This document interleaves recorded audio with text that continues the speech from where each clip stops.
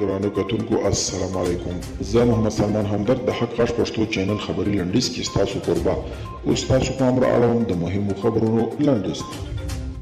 د افغانستان ملي هوایي چلند ادارې په یوه اعلامیه کې ټولو ملکي او بین المللي هوایي شرکتونو ته خبرداری ورکړې چې هیواد کې د کورونا ناروغۍ د درېیم څپې د مخنیوي په موخه هیڅ مسافر بغیر د PCR د معایناتو څخه چې پایلې یې هم منفي وي هیواد ته راونه لیږدوي.